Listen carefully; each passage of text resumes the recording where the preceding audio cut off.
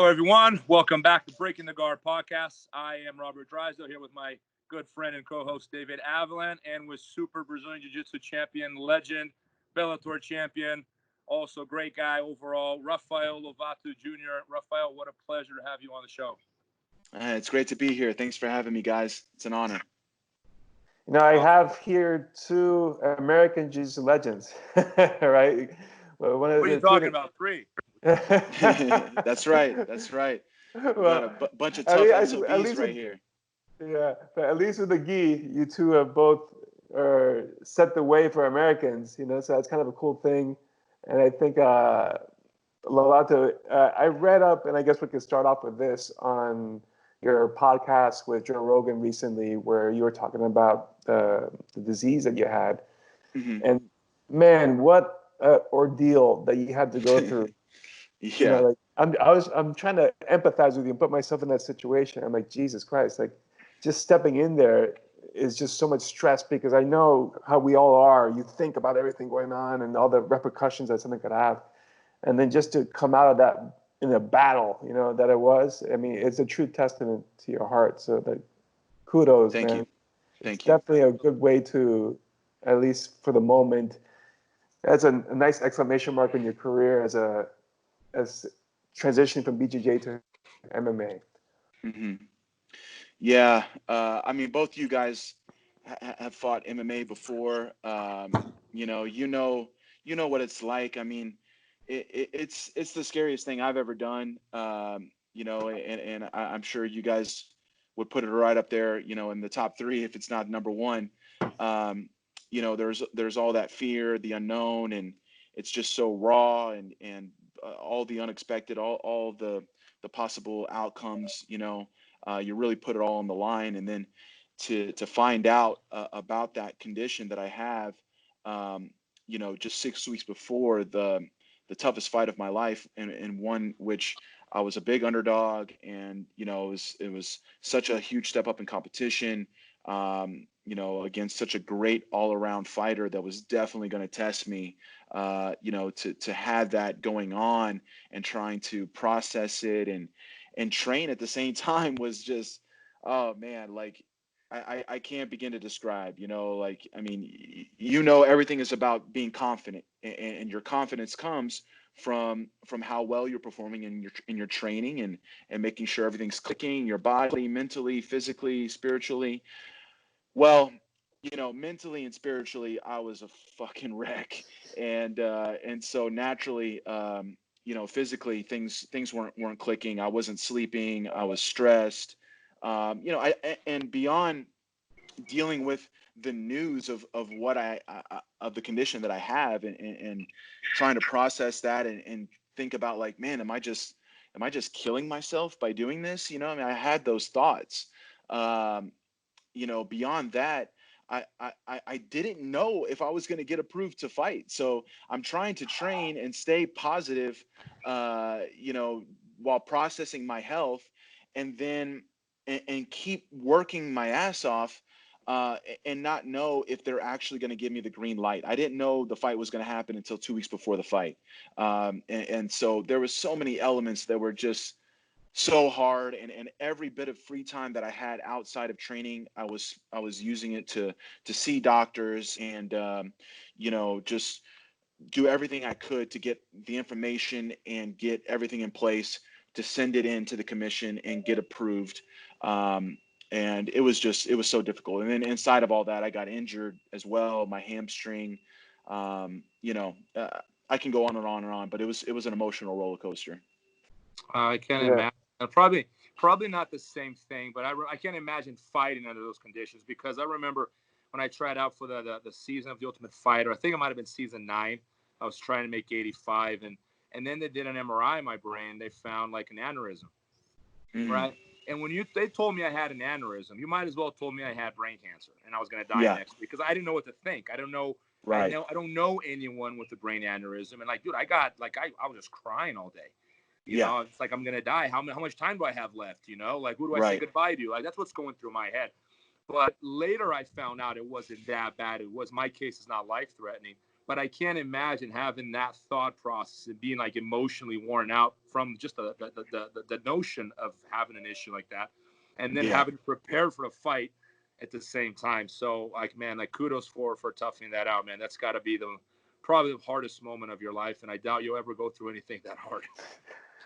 Yeah, but at the same time, you know, it gave me the strength. You know what I mean? It was so hard, but when you're going through something like that, you know, you have to reflect and you dig deep and you completely understand, you know, what you're doing it for, and just so grateful that, I mean, whenever they approved me, I mean, I cried basically every day, but whenever I got approved, I just broke down again, and I was just so grateful that it was going to happen, and I had that opportunity, and you know, the fight was a war itself, and I believe that I was able to come out for that 5th round, and you know, have that last bit of fire and that will, because of everything that I had to go through leading up to the fight. You know, it just made me stronger. So in the end, it was a good thing, you know, and I'm very grateful for it. That's amazing. Yeah, I think that goes to tell you that, you know, one, a lot of people have this idea like, oh, if I'm injured, I can't have a good camp. And obviously, you were like, for people who don't know, you had a serious leg injury. Mm-hmm. You were saying you were hobbling around everywhere. And, I couldn't train. I all I could do was like cardio boxing. And I'm like, this is the last thing I want to do with Masasi is box with him. I need to wrestle, you know, but I couldn't wrestle because of my hamstring. I mean, it's a whole nother element to it all. But absolutely. yeah. And then I think the other thing it adds too is like you were expressing that the fact that you had to go through all this intensified your desire to fight. Because I know some people, they're scared to get in there, and sometimes, especially when and everybody's a little scared, of course, but like some people are terrified to get in there to the point that they feel like they're being forced to fight. And you know, people who are a little bit weaker, they're looking for ways out. You know, like, oh, you know, like, oh, they called this off. Oh, thank God. You know, or like try to save face. So like when you have to do everything in your power to get the fight, like and that's a stress that most people don't really understand. I've been through that situation, not in your context whatsoever, but like a fight being called off or whatnot, and it's devastating to someone who really wants to fight, and particularly in this situation where you know this might be the very last chance you'll ever get. Yeah. You know, it's kind of like if you see like wrestlers in high school, they all cry when they lose and they don't make states and whatnot. And it's funny because people look like, why are wrestlers crying? It's just a wrestling match. In jiu-jitsu, we have tournaments every day, you know? It's like true, but it's because of the time span. Because, you know, when your high school wrestling career ends, there's no coming back to it, you know? And similarly, like in yours, it's a finality. Like, this is it. There's nothing beyond this. So I think it's just, to me, I heard it and I was just so amazed by it because it's like a mountain on top of you. And you managed to persevere, you know? Thank you, man. And I think it was a really cool seeing because you, again, coming from, and you are a true mixed martial artist. You know, I know you did Jeet Kune Do. Like I actually started with Jeet Kune Do also. Awesome. When I was a kid, but I was like 13, 14. So I know you went through the whole thing. So it's really cool seeing you being able to come all the way to the top, man. Yeah. That was the hardest part whenever we got hit with the news, you know. We were supposed to fight in January, right? And then he got hurt. And then there was this long period of kind of limbo where I'm waiting to hear about the extent of his injury, how much time he's going to need. And I got offered a couple other fights inside of that time. And I was like, man, do I take this fight? I was so close to saying yes, because I was already ready. I was already doing a camp. But you know, talking over with my manager and my team was just like, no, we had already put in half of a camp with Masasi on our mind.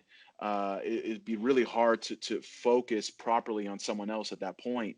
And so we decided to wait. And so going from January, waiting all the way until the fight getting rebooked for June, you know, so that was already a 6-month period. Oof. And then I had already started, you know, I mean, the camp is about 12 weeks, you know, 10 to 12 weeks. And I got hit with the news 6 weeks out. So I was already halfway through the second camp for Musasi. And then it was just like, what? After all of this, now you're telling me I might not get to fight, working my whole life just to get to this point, to be on this stage, to fight someone of his caliber for a world title. Like, that's my life's work.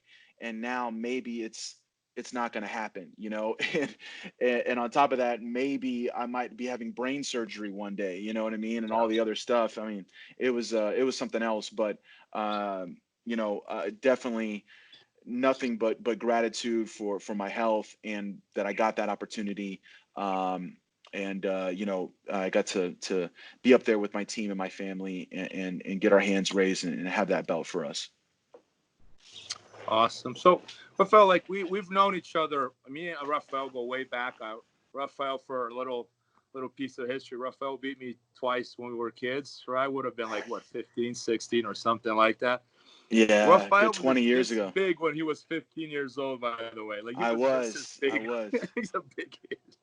You were super flexible, man. I remember how flexible your legs was. I was like, fuck, man, I can't get around this guy's guard. But it was, but we and Rafael go way back, man. And Rafael, actually, I'm sure you told this story a million times, but you started with your father, right? Like, your father's been in your corner your whole life, and you're originally with the Machados, I remember, and then you had a moment there with Gracie Barra. I remember you traveling to Brazil, because I was living in Brazil at the time, and I'd bump into you at tournaments. I gave you a brown belt once to make weight. Did you remember that? It was like a really light brown belt. You never gave it back. Really? Are you sure? Yes. It wasn't to make weight. It was because it was too faded. They gave me a hard time about the color of my belt. Yeah, and I remember it was like a really thin belt, Dave. It was like a taekwondo belt. It was like super thin. I used to make weight. Hey, you reminded me. I now remember this exactly. That was the 2003 Brasileiro. Yes, it was 2003 Brasileiro. I think you got hurt, and you ran out. I think that's what happened in the absolute. I think you got hurt or something like that. I think I was looking for you. I know you won your division. 2003. Oh, no, the guy grabbed my toe and he broke my toe. Remember that? Yes, you got hurt. The guy, the true story, no bullshit. I'm beating this guy on points. I'm just doing my thing, playing my guard. He literally grabs my toe and goes like this, sideways. Oh. And then the ref doesn't do anything. And I'm like, what the hell? I think the ref's like literally staring me in the eye. And then I finally tapped from the toe lock, right? And then I have a broken foot. And then this guy goes, and then the ref stops the fight. And I'm like, he's literally going to give the guy a submission. It's just like a new rule I haven't heard of. And then he stands us back up and gives me the win. I'm like, dude, why'd you wait for him to break my toe? It's like, oh, you should have tapped sooner. And I'm like, are you kidding me? But apparently you have to tap for them to call it an illegal submission. But anyway, oh god, I don't remember that. But I remember like bumping into Lovato because he would come from Oklahoma to compete, and he'd spend some time in Gracie Barra, right? So I was training there because of the Machado brothers, their lineage to Gracie Barra, and it wasn't they weren't very closely connected, but I just didn't have another option at that time. Yeah, and then you end up getting really tight with the Ribeiro brothers. So maybe talk about that a little bit. Like, how did that relationship come about? And I can see you're really tight with them, and you have been for a long time. Yeah, so like you said, I was under the Machado brothers. My father, he met the Machado brothers through the JKD instructor conferences that they were hosting in LA, and then Chuck Norris brought Carlos Machado to Dallas, Texas, to teach him while he was filming the Walker Texas Rangers show, and so Carlos became the first, legit world-class, Brazilian Jiu Jitsu black belt in this area of the country. And he had a profound impact on Jiu Jitsu in the South down here. And so basically everyone has some sort of lineage to Carlos. Now people have moved here, but for a long period of time, you could trace everyone back to Carlos, from in Texas, Oklahoma, and the Southwest, the Midwest. And so we were under Carlos, and of course, Carlos is an excellent teacher, but he was already starting. He was the oldest of the Machado brothers. He was already starting a family and really focusing in on his academy. And so all the times when I was going to Brazil and, you know, traveling around to compete and stuff like that, I was usually by myself, and I didn't have a team. And in 2003, traveling by myself, going to compete, I ended up competing against Saulo. And David, you were there. You fought Saulo in the first round, I believe.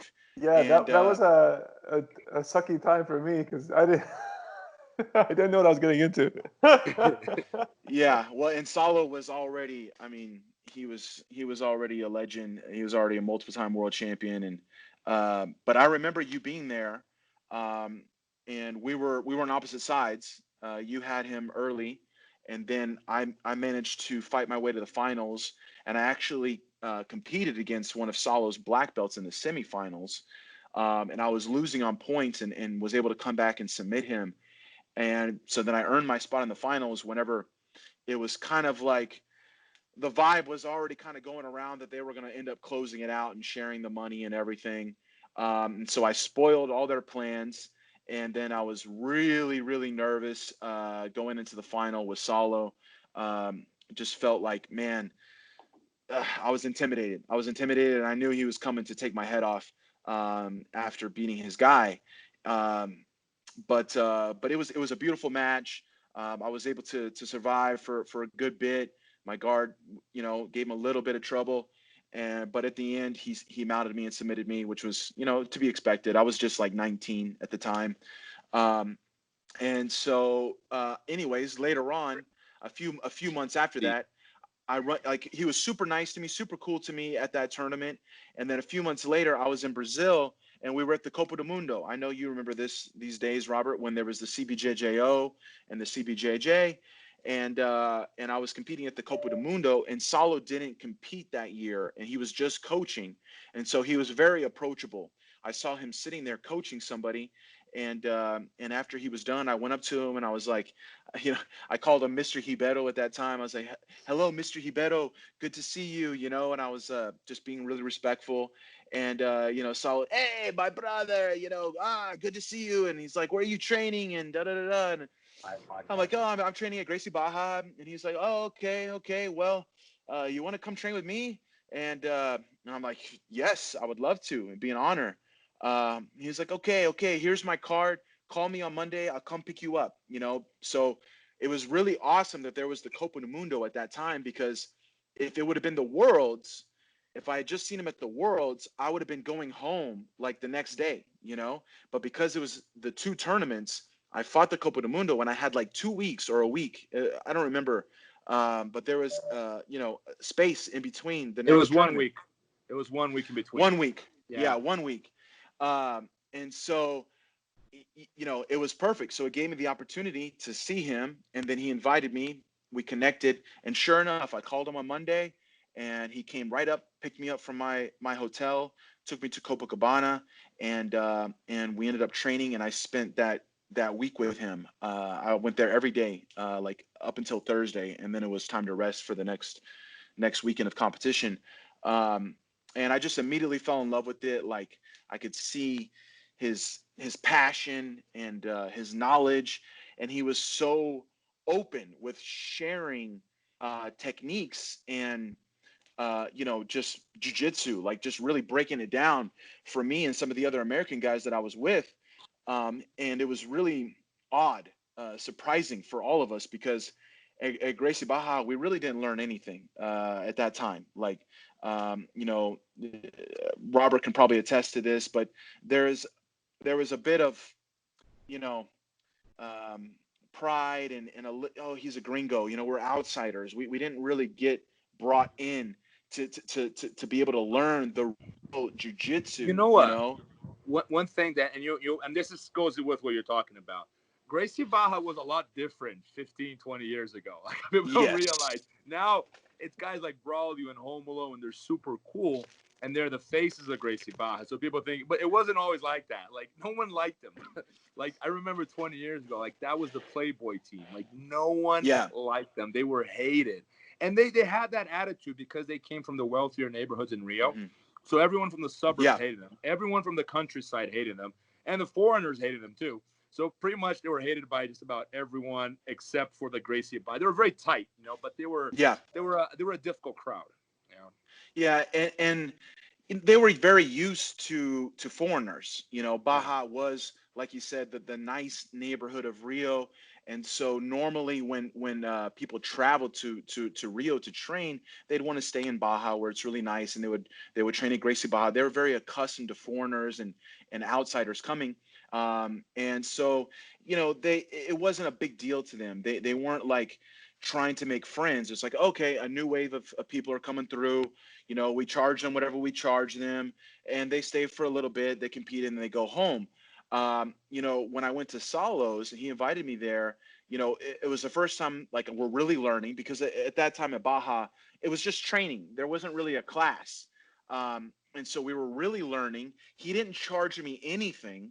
And he was picking me up from my hotel, taking me there. And then they were say, hey, you guys want to come eat lunch with us? You know what I mean? And one of my students actually got injured training there with Salo that week, and everyone like came together to make sure my student was okay. They took him to the hospital, they translated for him, and right off the bat I tell, like, man, this is different. Like, I've never had that level of just hospitality and kindness come my way. And I fought Salo, you know what I mean? Not only was I an outsider, but I was someone that was standing on the opposite side of the mat of him, just a few months prior. And there he was now teaching me.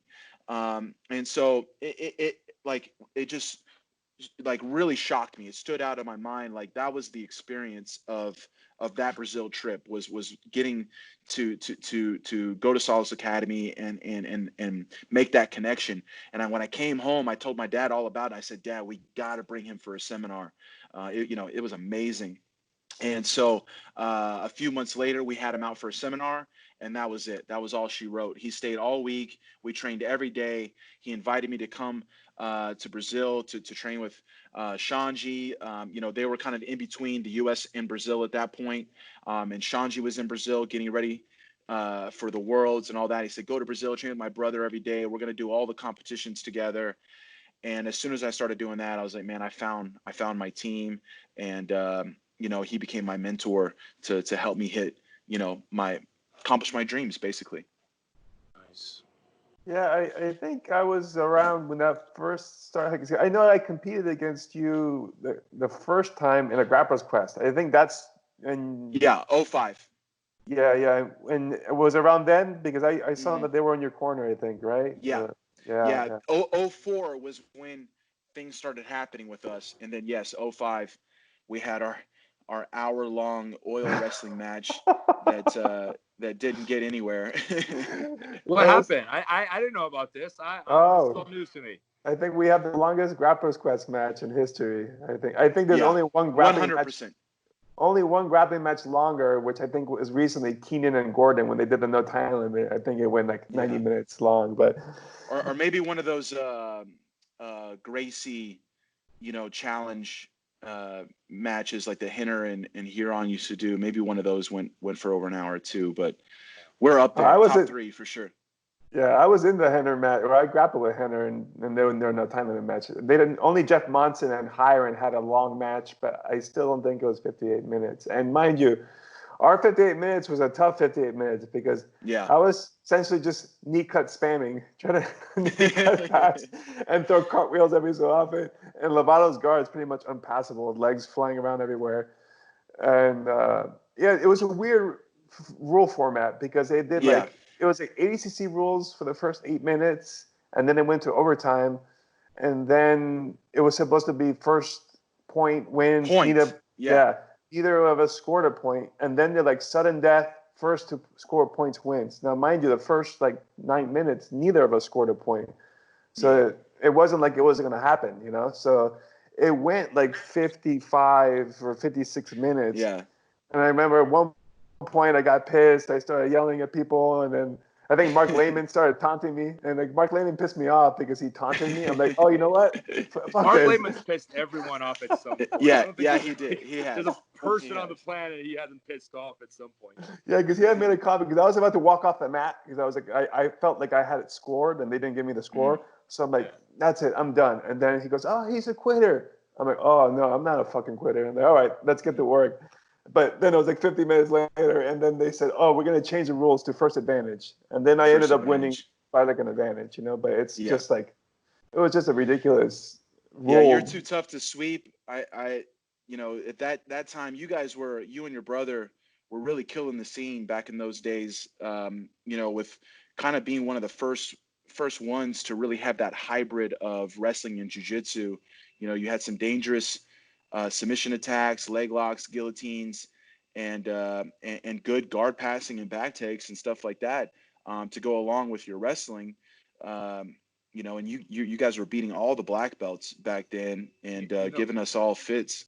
You know, the conclusion that me and Dave reached the other day is Dave's the only one that can make a claim for American Jiu-Jitsu because he doesn't have a lineage with any Brazilian. It's true. Yeah. Like if you think about it, like he's got a better case than Keenan, better case than me and you.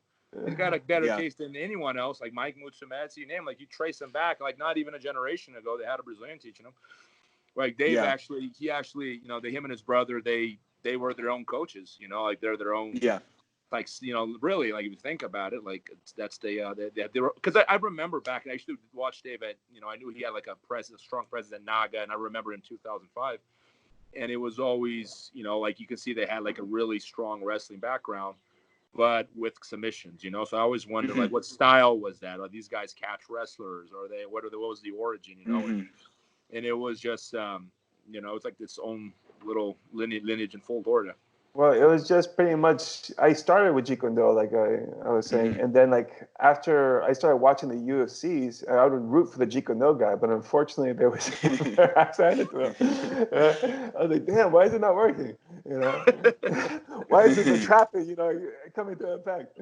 And sure enough, we started watching, well, who's winning? And then the wrestlers started winning, like Mark Coleman and Dan Severn. So I'm like, okay, we'll start wrestling in high school.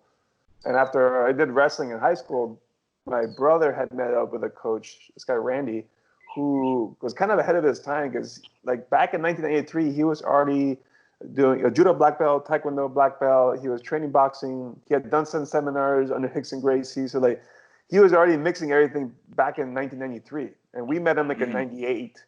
So, like, on the first day of training, I was doing ground and pound, heel hooks, and neck cranks.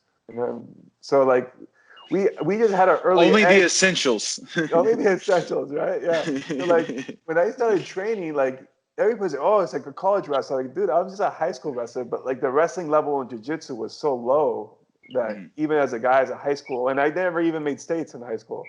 Just someone who had some decent wrestling was gonna run through people. You know? But you guys kept wrestling. Your level got better and better, and you were.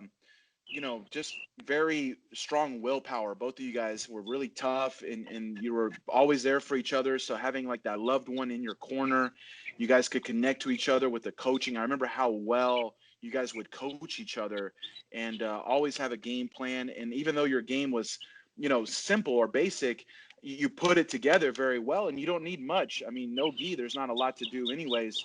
And you knew how to connect it, and it made you guys hard to beat, man. You know, it was only guys like Salo, you know, or the highest level guys that could figure out a way, you know? Yeah, well, I wanted to bring this back to Salo because, all right, the first time I faced him was at the Arnold Classic. That's where I fought him. Yeah. So I remember going in there. It was cold as hell because it was in Ohio. And a Miami boy, I think it was the first time I saw snow was there. You know, and I got a cold that morning. And then when I looked at the brackets, I saw I got Salo. I was like, oh shit, this guy's like a jiu-jitsu legend. And I was going through that same anxiety that you were talking about in my head, like, oh, how am I going to beat him? And then at the time, I had Mike Cardoso, who was acting as my coach, and he goes, whatever you do, don't let Salo pull guard. He's going to try to get half guard and sweep you. So in my mind, like, oh, I have to take him down first. I got to shoot first. And then when I went with him, he blasted me with a double. Boom! I'm like, I was like, where did this come from? I was looking at Mike, like, what happened? I wasn't preparing for a wrestler. And then, he just held me down for most of the round, and I tried to get up, and eventually he choked me. I'm like, I was like, damn it, But so when I got to face him again after I remember I was that same day we were the first round. You had more matches to do after an hour of us. It was ridiculous. Because I remember that essentially the whole tournament finished on the right side of the bracket, and then they were waiting on our match to finish to determine. So I remember I fought Beto Ruda on the next match. I beat him, and then Salo was next.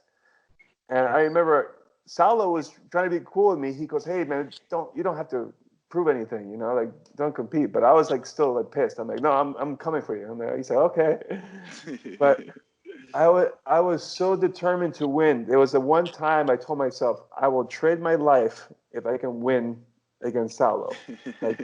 Like strike me down with a lightning bolt and kill me at this moment. And I meant it with every fiber of my being.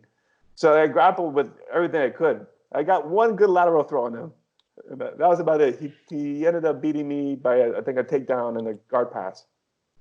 But I remember the cool thing that he did afterwards. I don't forget it. He shook my hand. He goes, "You're a warrior, brother." And then he took off his sweaty gi and a sweaty top, rather, and he gave it to me. I guess it's like a Japanese type custom or whatnot, But giving he did that to me too. Yeah, I thought that was 2003 kind of at the Arnold's. He gave me his rash guard, his rash guard that he wore. That's pretty cool. It is kind of, I will say this though, like if someone is not aware of the tradition, it could look at it like, what am I going to do with your sweaty t-shirt, right? Like, it's just filthy. You want me to wash it for you? Here, do my laundry. Want me to wash the rash guard for you? Yeah. But I've Salo and Shanchi both, they had a ton of respect for you, David. They definitely saw the warrior inside of you. I remember they done they've given the belt to who did that? Someone did that. I thought that was right. That was really cool. Like they gave the belt to someone. They did it at the Worlds recently. You guys remember who it was? They left Bruno Bastos. Bruno Bastos did it before. Yeah, I think Salo did it to Hajar. I think that might have been that Salo and Roger. That's what I had on my mind. I thought that was really cool. But in general, what I was saying about like Salo and Zanji, they both are warriors. I do like that, and they have honor.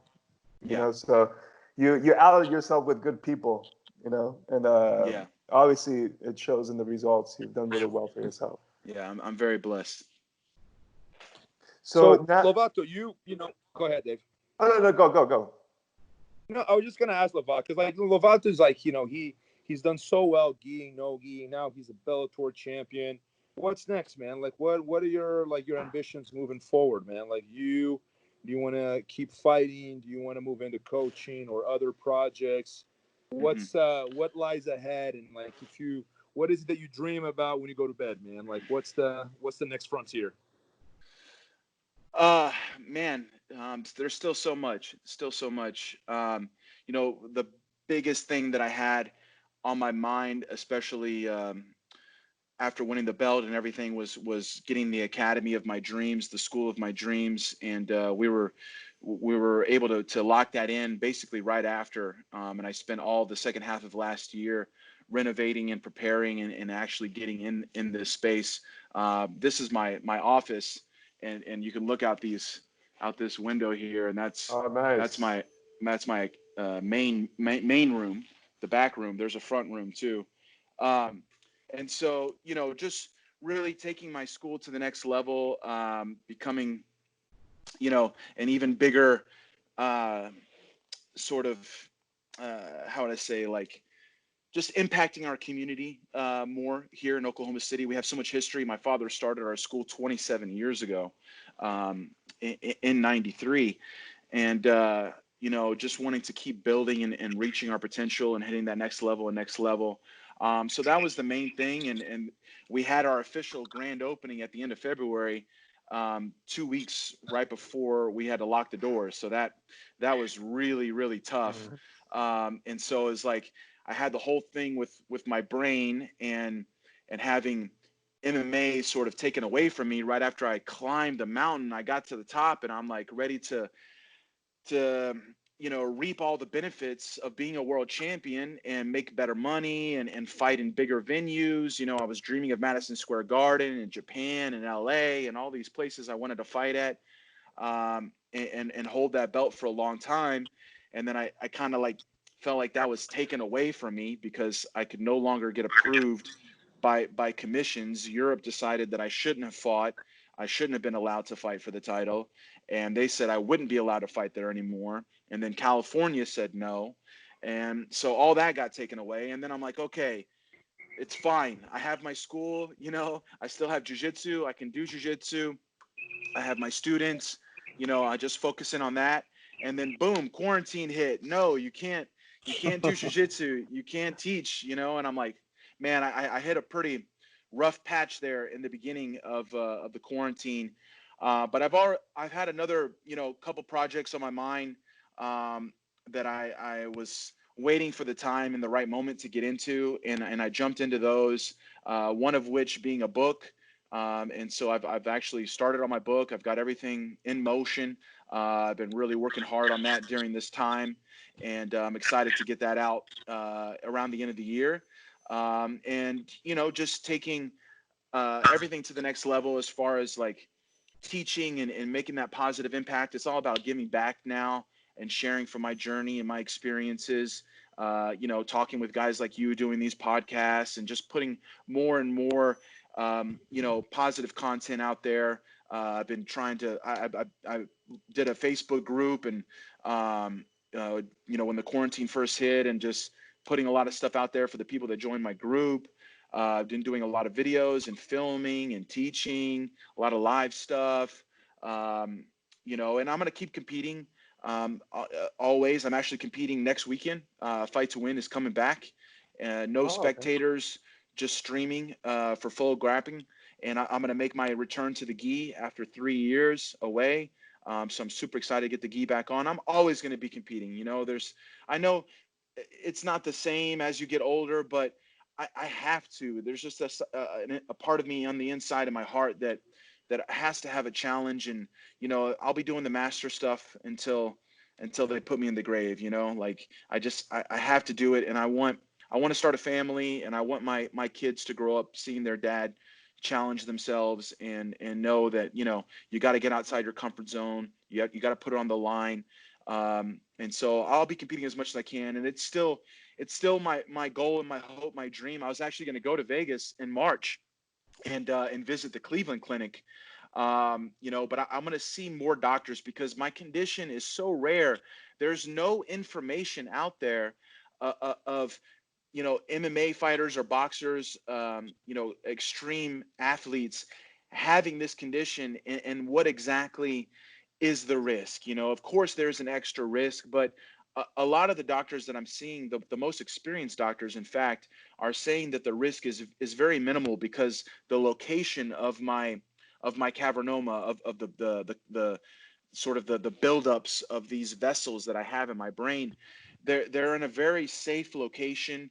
And of course it's something I need to keep up with. And if it doesn't happen, it doesn't happen. But if I can get more information and present it to the commission, and it's acceptable to me and to them, the risk, I still want to do one more to go out on my own terms. At least one more fight would be really amazing for me. But at the very least, I'll be doing jiu-jitsu, trying to compete against some of these young bucks out there, and just stay sharp and always have a challenge, and teach, build my school, my association. That's it. Amazing. Well, Lovato, you got a lot to be proud of yourself, for, like, your father. You're doing amazing things, man. So you got an admirer in me, and I'm sure Dave feels the same way. Yeah, absolutely. Thank you.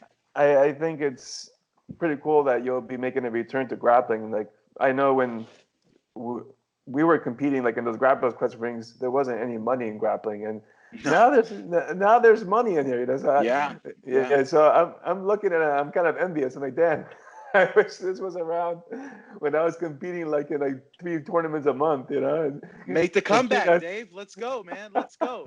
You owe me one more match. We got a class at the gym, Rafael. It's called ADCC Masters. It's me, Dave. You got to join us. We do ACC Masters class.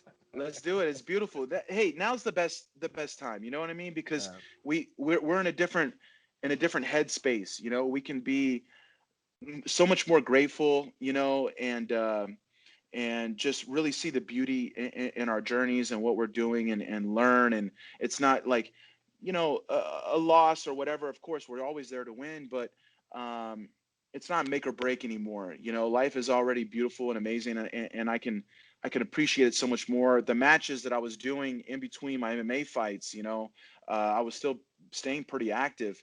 I was going into it with such a different perspective, you know, after fighting and feeling that level of adrenaline and like, you know, I mean, you're literally like really afraid for your well-being. You know, you're fighting for your life, right? It's do or die. And it kind of makes grappling and jiu-jitsu. It's like, man, why was I making this out to be so much more than what it really was back in the days? Like, you know, I'm just doing what I love, and you can find that little bit of meditation inside of it, you know, and I can appreciate it so much more these days than what I could when I was younger. And it kind of felt like it was everything, you know. When we get older and we grow, we realize there's so much more to life. And you know, we've already made our history, made our marks, and now it's just purely about the challenge and the love of it. And so I appreciate it so much more these days. And I feel like in a lot of ways that's helped me have even better performances now in my 30s doing jiu-jitsu and grappling, you know, than what I wasn't having in my 20s. And a lot of that as well is because of the lessons that MMA has given me. You know, like it's just all gratitude, man. And so, I mean, we still got some in the tank. Drysdale, you too, man. Let's go. Come back. Make a comeback. Me and Dave have discussed this in the past, you know, like, but I don't know, man. Like to me, like my challenges are personally, you know, speaking for myself, like my challenges are different now. Like I get a kick out of other challenges. Like to me, redoing what I have done is not as appealing because in my head, like, am I going to beat Buchecha tomorrow? And I go, unlikely, right? So, and if I can't be the best, like I want to, you know, I might as well try to like learn new things and experience new things. Right now, comparing yourself to others, I know, but here's the thing, man. Like, yeah. it's not even compared. It's just, to me, everything I ever done in fighting had to do with being number one. I had to be the best, right? That's what motivated me. Now, my motivation is to be the best coach I can be. Like, I get even it's white belt sometimes. Like, it's not just making a world champion. Like, we do that. It makes you feel good too. But, you know, it's just really reaching out to my students and helping them. Like, I got some prospects in the gym. I got some prospects in MMA that I think in 2 years will be a UFC champion. Like, I really believe that. So to me, it's like, all right, I'm going to make my mark as an MMA coach now. Well, you know, I get a kick out of that. I hear that. I don't know, man. Like but like I respect the hell out of like Megaton compete. Like he's still competing in the adult division, man. Like and he gives them a run for their money. That's my favorite part. He doesn't go in there and get killed. He makes them work. Oh yeah. You know, and he's like 50 years old, and he's going with like the 22-year-old, and he's hanging. So I think it's so admirable. But at the same time, like I wouldn't get, even if, you know, win or lose, I wouldn't think I would get the same stimuli that I used to get, you know, 10 years ago. So it's just different for me. It is different. It is different, but it's still, I don't know. It makes me feel alive, and I enjoy it. And obviously, I know at some point, like, of course, still being in my 30s. I mean, there's a lot of guys in their 30s, like Lepre. I mean, Cobrinha had the most amazing year of his career at like 37. You know, Shanji is 39 now. You know, and he's still a monster. Like there's tons of guys who can. I mean, we can go well until we're 40, maybe even a little further than that. But you know, of course, there'll be a time where I just have to stay and stick to the masters. You know, but then we can fight each other. You know what I mean? Go against the other masters, the other guys that age, and still and like I said, it becomes a little bit more like a reunion. You go to the Masters there in Vegas, and the vibe is so different. Like It's everyone's hugging. It's so Yeah. much respect, and you're literally competing for the purity of it, for the passion, the love, and at the end of the day, it's just, man, we're you're happy to be there. You're happy to be healthy and still moving and having a goal. And for me, that's something that I'm gonna have to keep going for the rest of my life. I respect that, man. That's amazing. Dave, you got anything else you want to ask Rafael? I gotta get. I got another call in like 2 minutes here. I gotta get going. But is there anything else you wanna ask Lovato, man? Like you feel like you've inspired me, man. Like you're the first person to come close to convincing me to fight again. Close. Most people, not even like, they're missing the mark completely. You said a couple of things there that got me considering it. I got to get my ass back. Man. Yeah, let's go. I would say for me that what's held me back the most was just injuries. I've been, and if I was smarter when I was younger, like I probably wouldn't have jumped into that grappler's quest that I actually competed with you, because I had blown out my knee like 2 weeks before, and then I wasn't grappling. I was just on an elliptical for 2 weeks, and then I didn't make weight early on. I had to cut the weight and stuff like that. So I had an AC separation. I've had all sorts of things. So but I've always pushed through all these things and then compete anyways. And I always felt like if I didn't jump on a particular opportunity, I was going to regret it later. And now I realize that was obviously wrong. There's always another opportunity. I could chase one. That means I lose one later down the road, But ultimately, I've paid the price. And just now, like the last year, I really started focusing on being healthy, because I noticed that my knee, I started to lose a lot of mobility. I was buckling, and I would just walk out of my car, my knee would just slip, and I'd totally mess up. And it turns out I haven't had an ACL for like 5 years on that knee. I was just. Oh, wow. So it explains a lot. It was like, I think too tough for your own good, man. Yeah, it was like in 2013. It was not actually Pajeras, because the Pajeras thing wasn't good, but I still had an ACL because I had a MRI and it was still there. It was, I think, in a Nogi Worlds. I got stuck in a 50-50, and a guy tried to turn me over, and I resisted, and I heard a little pop. Never the same after that. But I never. It was fine after a week, so I'm like, no big deal. But my wrestling has sucked since, and so I put two and two together. I got the surgery and all that fixed, and I've just been fixing my knee, and I started fixing everything. Like now, like Rob, I'm like 191, I'm like leaner than I've ever been in my life. So I follow you. I see you're staying in shape and being pretty inspiring with your physical goals and everything you're doing. It's awesome.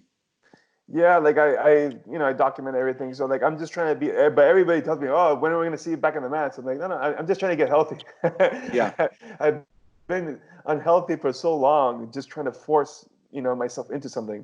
That when I see someone like you, you've been doing it right? Like you're fit year round. It's not like the old school fighters would like essentially binge on their off season, and then now I'm going to get ready for a fight.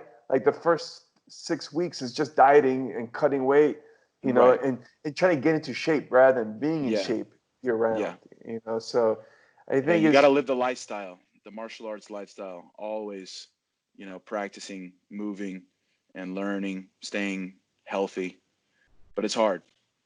Exactly. That's, I think, something that you've had the whole time, though, right? Because I think your father probably imbued that. Because there's a lot of people who I would say are, how do I put this? They're like athletes, right? They're people who are just very athletic. They're talented, but they don't have the spirit, right? Like to them, it's kind of like a game, right? I've always approached it like what I call a warrior, where every match, even grappling matches, to me are life or death scenarios. Like I've gone into grappling matches thinking I can die here and I would be fine with it, So like the intensity that I've always brought in was really high. So when I fought MMA, I didn't really feel a difference, to be honest. Like I didn't feel like I didn't feel this was scary or whatnot. It's like it's the same thing to me because I'm always like the rules are just telling me how I can kill somebody, right? Like okay, in MMA I can use my hands and knees, to make it easier. Whereas in grappling, okay, I just have to use my chokes and slams and whatnot. I think Josh Hinger was asking, if you had the opportunity to escape a guillotine by slamming someone, but you end up killing him, would you do it? I'm like, yeah. It's a competition. That's the stakes I'm playing at, right? So when you ask me like, oh, would I want to compete again now? Like that desire was no longer in me. Like I think the last ADCC I did was in 2013, and I felt like I kind of forced myself to do it. And I had that goal. I wanted that gold medal from ADCC, and I've gotten close, but I've never gotten all the way there. But it was kind of an echo of an old goal, like it wasn't something like I really believed because I did what I could to train, but the training wasn't impaired and my heart wasn't there anymore. I was just forcing myself to it. I'm like, you know what? There's no need, right? Like I've gotten there to the point where I felt like I didn't really have to prove anything to myself anymore. And for me, the stake was always critical. Like, I can get impaired physically. It's happened, unfortunately, before, so the cost versus reward ratio wasn't there for me anymore. Yeah. Now, like, I'm fixing myself up, and I feel like I'm doing a lot better. But unfortunately, I haven't been able to be on the mats. I was hoping to start like in the new year, and then, all this crazy stuff came out. So hopefully we can get back. You gotta call Drysdale and say, hey, I'm gonna quit, and he's gonna say 9 a.m. or 5 p.m. and then you can go. By the way, Dave, we gotta get to rolling, man. It's been too long. Yeah, but now you got like 50 pounds on me now, Dave, Robbie. That's exactly why I want to train with you. Why else? I'm 240. I finally got an advantage. You gotta put Dave in a gi. I tried. Show him the beauty of the gi, man. I have tried. I wanted to show him warm guard and all that shit. And no, not warm guard. Don't go there. Just hand in the collar, man. Hand in the collar. I've had a few people try to do that. Zanji was one of them, and because back when he was in LA, I forgot he was training out of someone else's gym. This was like I think in 2007. I actually hung out with him for a day, and we trained, and he put me in the gi, and I was like, I think it was one of his gis because my collar was like my sleeves were all the way past my hands, so I was getting swept all over the place. I'm like, And I think Galval did that to me too. Galval, I went to his gym, put me in the gi, same thing. It's definitely a whole other game as far as. So they're doing something I'm not doing because you've been in my gym 100 times and I've never managed to put you in a gi. Well, no, after those experiences, I'm like, you know what? Like, I can appreciate it's a whole other game, but for me, MMA is what I really want to do above anything else. I take grappling as a compromise. Okay, so like if I'm gonna do grappling, it'll be no gi. And personally, I just find that, man, the gis are so hot, man. Like I mean, I already got the fur coat, and so like when I put that on, that was your trademark. That was your trademark back in the day. I was like, man, that guy's really tough, and he's really hairy too. Goodness, I hope he wears a rash guard if I go against him. But he didn't. Well, I think Rustam strategy throw you off. Exactly. I think Rustam's got me beat though. Oh yeah. Yeah, he's definitely got Chewbacca beat, man. He's got everyone beat. and I went against him too. So I've competed against the hairiest men in grappling. Oh man, that's nasty. Hey guys, I'd love to keep talking. That's perfect. Really gotta go. I got a business call I gotta make now. But Rafael, thank you so much, man. You're such a gentleman. You're such a nice guy. I always mention when people ask me like, oh, do you have to be an a-hole to be successful in jiu-jitsu? And like you're one of the guys that comes up to me, in my mind, like you're highly successful and you've always kept a lot of class and respect. And I've no one who knows, and anyone who knows you knows that you're all about that, right? You're not paying lip service to it. You really are a true representative of jiu-jitsu. I think there are a lot of good grapplers art there, but they're not a lot of good martial artists, a lot of like true black belts, right? And I think you embody that. So stay that way, man. Never change. You give the community a lot of pride and joy to be able to represent us out there in the MMA stage. And never change, man. And hopefully your students will learn from you and they'll be the same. And I think that right there, being a good role model, man, hands down your biggest accomplishment in your life. Man, thank you so much. That means a lot to me. I really appreciate it. Yeah, that's everything. You nailed it on the head right there. And having guys like you, you know, both of you giving me that sort of respect, you know, really means so much to me. So I appreciate the opportunity, guys. I just want to throw out there, anyone listening that would like to join my Facebook group and learn and stay connected with me, you can find it at lovatojuniorfans.com. It'll redirect you to the Facebook group. So just JR, JRfans.com. And, of course, follow me, social media, all that other stuff. But, man, it was great catching up with you guys. You know, we have so much history and much love, much respect. Wishing you guys all the best. And, yeah, let's get together again soon. And you're invited to ADCC Masterclass when you come to Vegas. Sounds good. Sounds good. I'll be there. Awesome. All right, guys. Take care. All right. Take care. Have a good one. Peace.